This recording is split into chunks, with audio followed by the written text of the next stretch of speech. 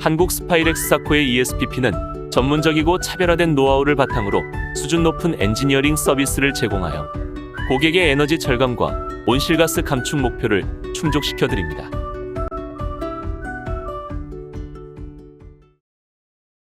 이번 시간에는 ESPP 37가지 제안 중 어플리케이션 6번 음축수 회수 시스템에 대해서입니다. 강의는 음축수 회수 시스템에 대한 개요와 소개, 적용 방법 및 효과, 그리고 음축수 모니터링 시스템과 주요 진단 실적에 대해서 설명해 드리겠습니다.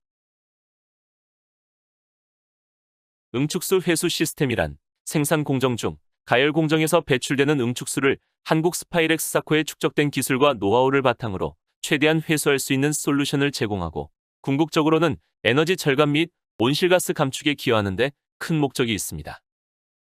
음축수를 회수할 수 있는 적용 가능 공정은 다음 4가지로 요약할 수 있습니다. 첫 번째는 음축수가 배출되는 배관이 상승하는 에어히터. 두 번째는 제품 가열 공정에 적용된 급탕용 열교환기. 세 번째는 아주 먼 거리에 있는 탱크로 음축수를 회수하고 싶을 때. 마지막으로 탁도계를 이용해서 음축수를 모니터링하고 싶을 때 적용 가능합니다. 스팀 사용 설비에서는 사용 부하에 따라 음축수 정체 조건이 발생하게 되면 트랩으로 음축수 배출이 원활하지 않거나 음축수 회수 탱크까지 거리가 멀거나 배출되는 배관의 수도가 높을 경우에는 음축수를 회수하기 매우 어렵습니다. 이럴 때 이 어플리케이션을 적용하여 음축수를 회수하면 에너지 절감 및 온실가스를 감축할 수 있습니다. 그래서 다음 4가지 공정별로 해결책을 제시해 보겠습니다. 첫째는 주로 저압 스팀으로 에어히터를 가열하는 공정에서 음축수가 회수되는 배관이 높아 정체가 되면 반드시 펌프를 적용해서 배출해야 합니다. 두 번째는 급탕용 열교환기의 음축수 정체 조건을 체크하여 정체 조건에 해당되면 펌프와 트랩을 조합하거나 또는 자동 펌프 트랩을 적용해야 합니다. 열교환기 내에서 음축수 배출 정체 조건을 어떻게 확인해야 하는지에 대해서는 뒤에서 자세히 설명드리겠습니다. 세 번째는 음축수 회수 탱크가 설비로부터 원거리에 있고 음축수 압력이 배관 내 마찰 손실보다 작을 때는 펌프를 이용해서 배출해야 합니다. 마지막으로는 음축수 내 이물질의 함량을 체크하기 위해 탁도계 또는 전기전도도 센서를 이용한 음축수 모니터링 시스템을 적용합니다. 공정별로 사례를 들어가며 좀 더 자세히 설명해 보겠습니다. 첫 번째 사례는 저압 스팀을 사용하는 에어히터에서 음축수를 회수하는데 상승 배관의 수도압이 높을 경우입니다. 에어히터로 스팀이 일바로 공급되고 음축수 회수 배관의 수도가 15m라면 스팀 트랩으로 음축수가 배출되지 않고 거꾸로 히터 내로 유입되게 됩니다. 즉, 음축수 회수가 불가능하다는 얘기입니다. 따라서 이때는 스팀 트랩이 아닌 오구된 펌프를 이용해서 음축수를 회수해야 합니다. 그렇지 않으면 열교환기의 전열 면적 부족으로 에어의 히팅이 어렵고 겨울철에는 음축수 정체로 인해 동파의 우려가 있습니다. 또한 열교환기 내부의 부식으로 수명이 저하될 수 있습니다. 다음은 급탕용 열교환기에서의 음축수가 어떻게 회수되는지 알아보겠습니다. 먼저 부하가 높을 경우에는 스팀 컨트롤 밸브가 거의 다 열리고 스팀 공급 압력이 그대로 열교환기에 전달됩니다. 음축수 배관에서 압력 손실과 음축수 후단 배관의 수도가 10m로 높아도 스팀 트랩에서 충분한 차압이 형성되어 음축수를 원활하게 배출할 수 있게 됩니다. 그런데 만약 부하가 적을 경우에는 어떻게 변할까요? 화면으로 보는 것처럼 저부하일 경우에는 스팀의 양이 적어 컨트롤 밸브가 닫히게 되며 열교환 설비로 들어가는 스팀 압력이 떨어지게 됩니다. 그러면 스팀 트랩은 배압으로 인해 차압이 부족하게 되어 음축수를 배출하지 못하고 결국 열교환기 내에 정체하게 됩니다. 그렇게 되면 전열 면적의 부족으로 피가열체의 온도가 올라가지 못하게 되고 운전자는 공정 온도를 유지하기 위해 열교환기 내의 음축수를 없애야 합니다. 그래서 이 방법으로 스팀 트랩 전단에 드레인 밸브를 설치하여 강제로 음축수를 드레인시키게 됩니다. 이렇게 부하 변동이 심하고 고부하일 경우에는 트랩 모드로, 저부하일 경우에는 펌프 모드로 작동할 수 있는 펌프와 트랩 기능이 모두 내장된 자동 펌프 트랩을 설치해야 합니다. 자동 펌프 트랩을 적용할 수 없을 경우에는 기계식 펌프와 트랩을 조합해서 배관을 구성하면 됩니다. 앞서 음축수 배출 정지 조건을 어떻게 확인하는지 알아본다고 했는데 보고 계신 응축수 배출 정지 조건 차트를 이용해서 쉽게 알 수 있습니다. 예를 들어 일바 120도의 스팀으로 피가열체의 온도를 20도에서 70도까지 올리고 응축수는 배합 없이 그대로 대기로 방출하고 있다고 가정해 보겠습니다. 화면에 보이는 것처럼 피가열체 온도를 직선으로 그립니다. 스팀 공급 온도에서 피가열체 출구 온도로 직선을 그립니다. 마지막으로 배합 직선을 그리면 해당하는 교차점인 60%가 응축수가 정체되는 지점입니다. 즉, 부하율이 60%가 넘으면 스팀 트랩으로, 적으면 펌프 모드로 작동해야 합니다. 만약 부하가 항상 60% 이상으로 운전된다고 하면 이 공정은 스팀 트랩만으로도 충분히 응축수를 회수할 수 있습니다. 응축수 정체 조건을 간단하게 식으로도 알 수가 있는데요. 보시는 식으로 계산을 해보면 60%가 나옵니다. 이와 같이 부하가 변동되고 응축수 배출 정체 조건이 발생하면 반드시 펌프를 적용해야 함을 잊지 마시기 바랍니다.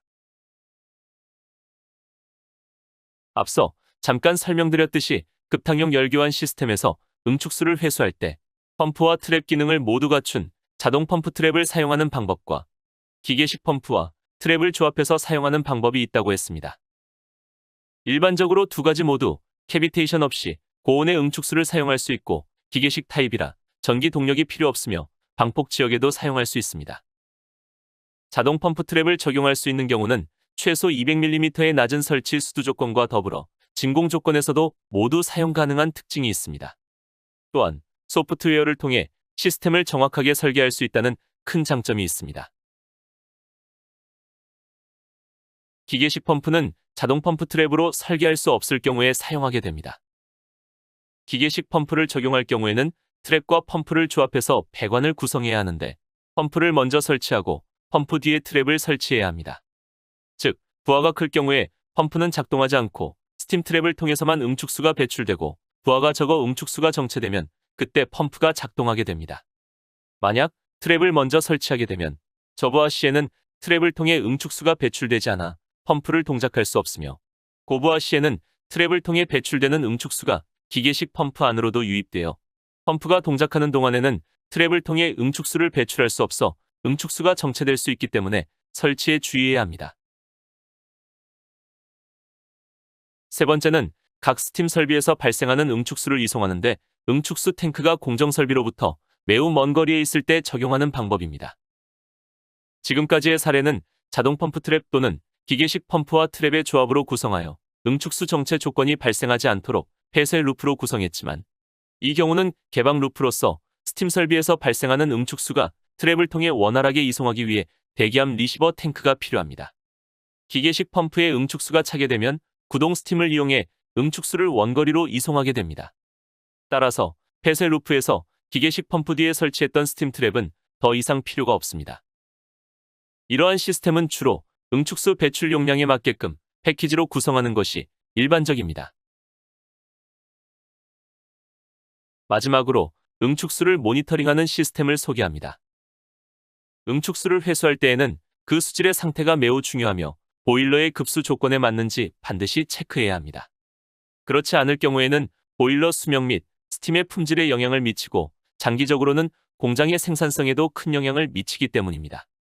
다음 도면은 탁도계를 이용해서 응축수를 모니터링하는 시스템입니다. 실시간으로 응축수의 탁도를 측정해서 탁도가 보통 0.5NTU 이상이면 주 배관의 이방 밸브를 닫아 응축수의 유입을 차단시키고 보일러 급수 수준에 도달할 때까지 바이패스의 이방 밸브를 통해 응축수를 드레인합니다. 시간이 지나 응축수의 탁도가 급수 수준에 도달하면 주 배관의 응축수 유입 밸브를 열고 바이패스의 드레인 밸브를 닫습니다. 이러한 방법으로 응축수를 회수하게 되면 보일러를 비롯하여 스팀 시스템 전체를 보다 효율적이고 안정적으로 운영할 수 있습니다. 다른 방법으로는 전기전도도를 이용한 응축수 모니터링 시스템입니다. 시스템상 조금 다른 점은 이방 밸브를 2대 사용하는 대신 3방 밸브 1대를 사용하는 방법입니다. 회수되는 응축수를 추가로 약품 처리하지 않는 기준으로 전기전도도가 대략 20마이크로 지멘스 이상이면 3방 밸브가 아래 방향으로 열려서 드레인되고 20마이크로 지멘스 이하면 보일러 급수 공급 방향으로 3방 밸브를 열게 됩니다. 탁도계와 전기전도도를 적용하는 기준은 공정에 따라 다르겠지만 두 가지 모두 보일러를 비롯하여 스팀 시스템 전체를 보다 효율적이고 안정적으로 운영할 수 있다는 큰 장점이 있습니다. 네 가지 적용 방법 외에 기타 다른 조건에서의 회수 방법으로 공정용 유체를 저장하는 비교적 큰 탱크에서 유체를 가열한 후 응축수를 배출하는 방법을 간단하게 알아보겠습니다. 배출관을 각각 탱크의 상부 및 측면으로 연결하는 방법이 있습니다. 첫 번째는 공정 특성상 탱크 측면에 노즐을 내기가 어려운 경우에는 상부로 배출시켜야 하는데 이때는 반드시 UC를 유지하기 위한 포트가 필요합니다. 그리고 가능한 소형 파이프를 UC 하부까지 연장하고 적절한 커플링을 이용해서 외부의 대구경 파이프와 연결하면 스팀 장애를 방지할 수 있습니다. 이때 트랩은 플로트, 서모다이나믹, 압력 평형식 모두 사용 가능합니다. 혹시 부식성 유체를 다루는 설비에서 내용물에 의해 오염될 우려가 있다면 스팀 입구 측에 진공해소 장치를 설치하여 이를 예방할 수 있습니다. 두 번째로는 측면으로 바로 연결해서 배출하는 방법입니다. 이때는 코일 바닥에 물이 고이지 않도록 동심 리듀서 대신 편심 리듀서를 사용해서 워터 해머를 방지해야 합니다. 다음 사례는 대구경 스팀 배관이 지하 공동구를 통해 지나가고 있을 때 응축수를 배출시키는 방법입니다. 초기에는 드레인 포트에 트랩을 설치하고 유실 없이 응축수를 배출하려 했으나 스팀 장애로 인해 원활하게 배출이 되지 않았습니다. 그래서 유실을 설치하고 유지보수를 쉽게 하기 위해 트랩을 지상으로 옮겨 설치한 사례입니다. 주요 실적으로는 다음과 같이 대규모 공장을 비롯하여 다양한 산업에 적용하였습니다. 스팀 및 응축수 회수 시스템은 대부분 동일하게 운영하고 있기 때문에 한 번의 경험으로 다양한 프로세스에 적용할 수 있는 만큼 많은 관심 부탁드립니다. 지금까지 응축수 회수 목적, 절감 효과, 다양한 적용 방법 및 사례에 대해 설명해 드렸습니다. 요즘처럼 고유가와 더불어 기후변화가 심각해지는 상황을 고려해 볼 때 응축수를 원활하게 회수하여 재사용하는 방법이야말로 에너지를 절감하는 좋은 기회가 될 수 있으니 적극적으로 적용해 주시기 바랍니다. 경청해 주셔서 감사합니다.